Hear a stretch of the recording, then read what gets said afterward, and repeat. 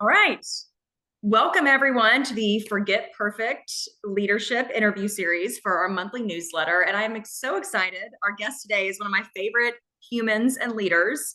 And I'm so excited for everyone to experience Karen Harbin. She is the president and CEO of Commonwealth Credit Union. And Karen, we met, like 5 or 6 years ago at an event. Yeah. I was presenting on perfectionism, and we've just stayed friends ever since. We hit it off immediately, I believe. Yes, we did. And when we aren't meeting at events, we are having coffee or lunch or just talking on the phone. Yeah. Been great. Um, so for our audience who hasn't had an opportunity to experience you yet, tell me a little bit about yourself and your leadership journey. So I am, as you said, president and CEO of Commonwealth Credit Union. I have actually been at the credit union for 39 years. And most people, including my children, will say, Mom, why? Why are you there that long? And I truly love what I do. I love who I do it with, and I love our mission. Our mission is all about people helping people, bettering lives through our passion to serve. So um, it's just been my journey. I started out here as chief accountant. My background is accounting, my degree, got my CPA, and then I just worked my way up the ranks and took over as president and CEO in 2012. Yeah, and you're a mother of three. I am a mother of three and a proud grandmother of one, Yes, Henry. Yes. yes, it's exciting. Yeah. Um, so when we think about leadership, like what is that? What does that term mean to you? What does leadership mean to you? So I'm very much believe in servant leadership. So I would not ask my staff or anyone to do anything that I'm not willing to do. Yeah, And I also believe that as a leader, you have to have followers. And I believe that everybody is a leader. You don't have to have the title to be a leader. You lead in everything you do, one yeah, way or another. yeah. I agree. There's a book, and it's called "Leadership is Everyone's Business." Yes. And I totally believe that. If we don't have people reporting to us, we're leading with influence. We're influencing projects and outside vendors and clients. Like we're leading all the time. So yeah, Yes. I'm a big believer. Mhm. Um, what are some of your core values that guide you as a leader? So ethics would probably be number one. Um, I learned that from an early age from my mother. Yeah. And when I say ethics, I mean honesty, truthfulness, leading with that, um, but also a work ethic.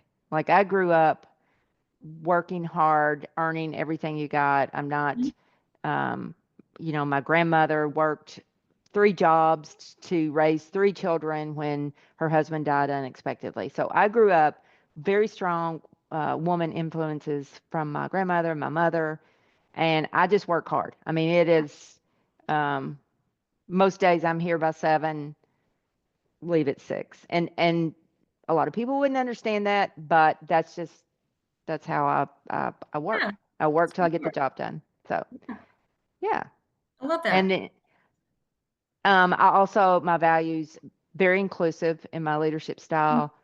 Um, I'm very approachable. I visit every branch once a quarter, and I want the employees, the team members, to know me for Karen, not as the CEO that sits in another building. Um, so I'm very passionate about that. I try to meet every new employee during their first week of employment here at the Oh, credit I love union as that. well. Yeah. That's powerful. And I mean, I've seen you with your team in real time, and I've seen them interact with you, and I can attest that like you've built real human relationships Yes. with your I team. certainly try to. Yep. That's an emphasis for you. And I certainly have surround myself with strong people too. You do. Because I believe, I'm not the best at everything, be the first to admit it, but my team is second to none. So I just surround myself with really good people too. Yeah, I love that. What do you think are some of the biggest, or what is the biggest misconception about leadership? Hmm. I think that maybe a lot of people feel that when you reach a certain level or a certain, um, I don't know, tenure in your career, that you stop learning. But I think you learn every day. I think you are a continual learner. That is it Kaizen, or I'm not sure Yeah, how you pronounce it, but I'm very much like that. I want to continue to learn all the time. So I think that's a misconception that you reach a certain level and then You just kind of you're there. But to me, on the pendulum, you're always climbing the ladder. You're not like I haven't reached my top yet because I'm still learning and contributing. Yeah, I mean, there's just different layers, right? Yeah. It's Yeah. different layers, new issues, new things that we're constantly learning. I love that. So we were talking before we hit record about the world moving really, really fast, Yes. and how it's really March 18th, but it feels like the end of March and the first quarter is almost here and gone. So how do you feel like how do you manage stress and also maintain your well-being? So I need one tips. way for sure is playing with Henry. So I know you've got Yes. about the same age as Yeah. Henry, and your little guy. Yeah. So that very much it takes me away from everything, and I just get on his level. I love to play with him. I loved his outlook on life, and it just brings a very peaceful feeling for me. I also exercise at Pure Bar in Yeah. Lexington. So I do that quite frequently. Um, just spending time with my family, trying to disconnect completely. Even though Yeah. I probably don't, I still, Yeah. am in touch with everything and everybody, but it's not the same as being here. And I love to travel, like different trips with my Hmm. girls. We do girl trips, family trips, that kind of thing. So, Yeah. I feel like you're good at prioritizing the things that matter to you. yes, I certainly am. Do try to do that. And I think that's a lot about like we can be more present for our life when we're living our values, when we're spending time with the people we love, Yes. keeps us grounded. Um, so the workplace is constantly evolving, right? There's AI, all that stuff. And we're not here to talk about AI, but just the constant evolution of the workplace. What do you think are some of the most critical skills or, qualities that leaders need right now to thrive? Um, well, I think they need good intuition for Yes. one.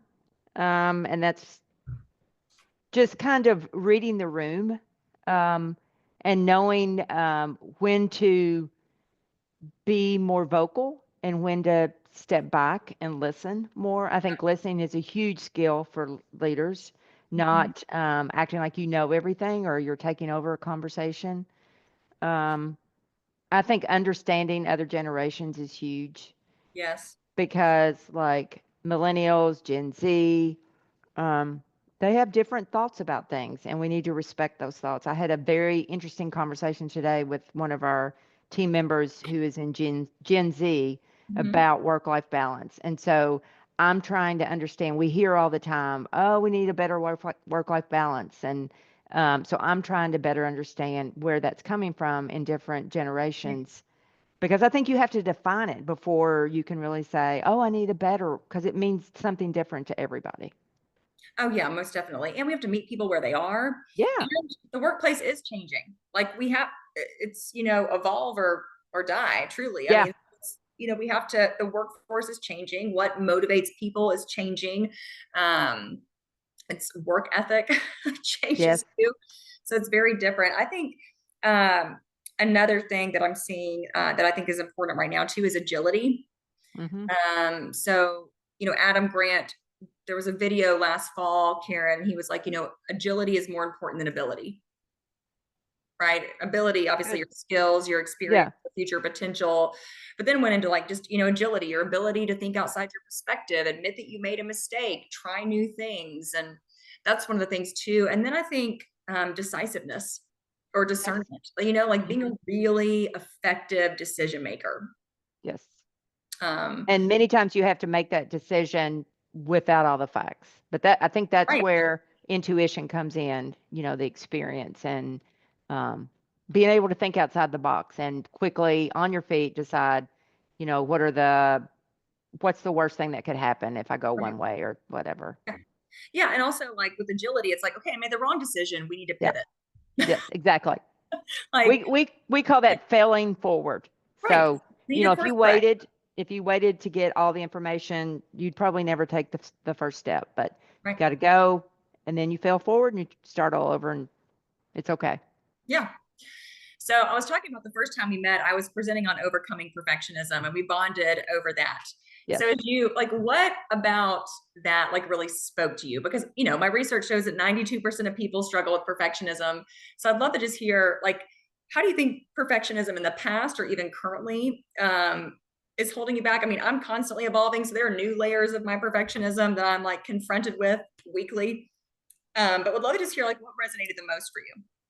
So I think probably trying not to take myself so seriously Yeah. is what spoke to me. I am very type A. I'm very much an executor. We've done the Clifton Strengths here at the credit union, so I Mhm. know my top five. And I'm an executor. I want to get things done. Um, so I push in that way, and then you throw in perfectionism on top of that, and becomes pretty much an you know going forward Yeah. regardless. It can be Um, at times a gnarly combo. yeah. So, but I think just not taking myself as seriously. Yeah. Yeah. I love that. Um, Trust is also something I talk a lot about. And one thing I really love about you is like how much you put into your culture at Commonwealth Credit Union, how much you Hmm. value it, and how much like you can meet any different, any level of employee and they're, you know what I'm saying? They're Yep. living the values and you've invested a lot. I know you've done like the Disney stuff. Yes.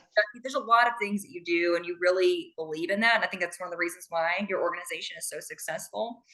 But I'd love to just know like your thoughts about trust and the importance of it because I believe it is like the most important ingredient for an organization to thrive. And I would agree with that. And I believe that Um, it is one of our values, trust, Mhm. care for others. I mean, we have a lot of values, but when team members align with the credit union's values, we're so much stronger. And you don't always know that until a person starts to work or whatnot, but you figure it out pretty quickly, I think, if a person is going to fit in your culture. Um, but trust, I look at too, is you make deposits into Mhm. an account. Right. So the more deposits you make, if there is a withdrawal to make, it's Right. not as significant, I guess. And Yeah. I like to think about that in my personal life too. Like, everybody has an argument with their husband or whatnot, but so that's a withdrawal from your trust account that you have on your as a personal relationship. But there's been so many deposits made that you can quickly or more quickly overcome that and move on in the relationship. And I think personal and work life, I'd like to look at it that way. Yeah. And I have found that the organizations that where trust thrives the most is where there are systems in place for trust to thrive. So, for example, you said you visit every branch once a quarter. Like Yes. that's a system, right? Like you Hmm. have that, like that is planned, right? You're going to quarterly go meet with them. You said that in an employee's first week, you want to meet them in person. Like that is a system. One of the things that we work with is like asking, like I ask teams to do 3 deposits a week Hmm. in people's relationship bank accounts, right? Like, and we track it. So it's just like, even thinking about like the system. So I love that you talked about that, that there's like a cadence to some of your trust building Yes. actions and activities. And I always tell team members, my door is open. Call me, email me, come see me. Tell them that every time I see them, what can I do for you? How can I help you? And I think that builds the trust. Yeah. And I try very hard to know people on, first name basis. Like, lots of times when I visit a branch, my assistant will print out their pictures or print out names because I mean we've got 400 employees and it is hard to keep track of Right. everybody and they transfer from different branches. But anyway, we have a system there too where I familiarize myself with where I'm going to see these people because I want them to trust that I know their name and I know something about them. It's not just, you know, uh, on a work level. Right. Right. I love that. Awesome. Karen, thank you so much for your time today. To end, I'd love to just hear like what's like one like piece of advice that or mantra that you're living by right now, like in this season of your life. So it's been my mantra for a while, but it's probably do it afraid. And I have a yellow post-it note that I transfer on an old time calendar on my desk here, and move it from day to day. Yeah. And anytime I'm thinking, I don't know, man, I've never done that before, or I'm not sure I could do that, I just say, do it afraid and go for it. Whether it's whether it's work, you I know, know. public speaking, I mean, now I'm used to Yeah. that, but Yeah. a long time ago, that was maybe not my favorite thing to do. Right. Yeah. Do it afraid. I love You're that. afraid. Awesome. Yeah. Karen, thank you so much for your time today. I'm excited for everyone to hear this interview, and I just really appreciate your time and your friendship. Thank you. Thank you so much, Yeah. Vitale. Yeah. Yeah. Appreciate you.